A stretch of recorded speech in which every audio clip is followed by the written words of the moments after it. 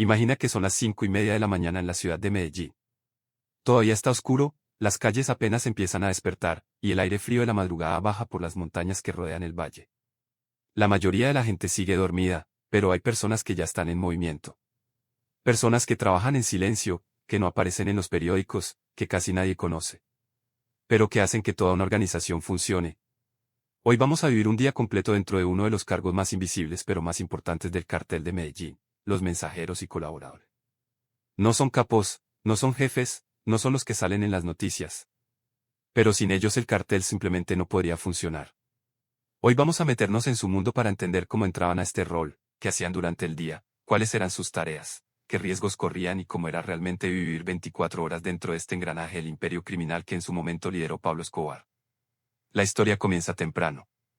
Un mensajero del cartel normalmente era alguien joven, muchas veces alguien del barrio. Un pelado que creció viendo carros lujosos pasar por las calles, escuchando historias de plata fácil, de gente que subía rápido en la vida. Muchos de ellos entraban al mundo del cartel por recomendación de alguien conocido. Un primo, un vecino, un parcero del barrio que ya estaba trabajando dentro de la organización. No había una entrevista formal ni nada parecido.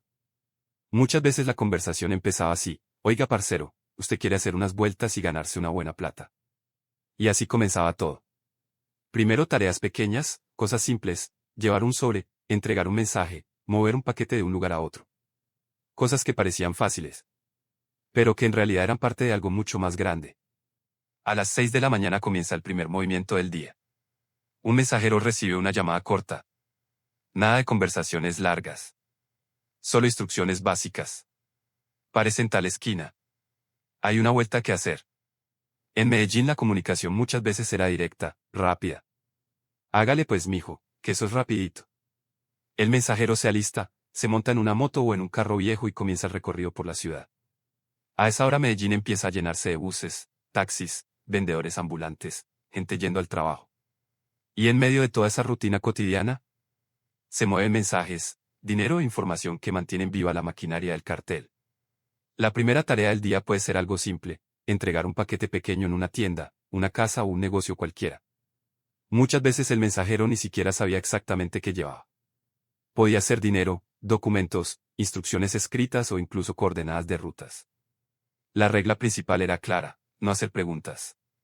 En este mundo las preguntas podían traer problemas. Lo único que importaba era cumplir la tarea y hacerlo rápido. Y mientras el mensajero se mueve por la ciudad, en otras partes de Colombia el negocio más grande sigue funcionando. Aviones pequeños se preparan en pistas clandestinas, laboratorios escondidos siguen produciendo cocaína y las rutas internacionales del cartel continúan operando. Todo esto bajo la sombra de una organización que durante años estuvo dirigida por figuras como Pablo Escobar. Alrededor de las 9 de la mañana llega otra tarea. Esta vez el mensajero debe recoger algo. Una bolsa, una caja pequeña, un sobre grueso. Puede ser dinero. Mucho dinero. En esa época el cartel movía cantidades enormes de efectivo, y muchas veces ese dinero tenía que moverse rápidamente entre diferentes puntos de la ciudad. Un mensajero podía transportar miles o incluso millones de pesos en un solo recorrido. Y lo hacía en moto, caminando o en carros comunes para no llamar la atención. En la calle todo parecía normal. Pero dentro de ese bolso o paquete viajaba parte de la economía clandestina que sostenía el cartel. Al mediodía la ciudad está llena de ruido. Bocinas, vendedores, restaurantes llenos. El mensajero se detiene a comer algo rápido.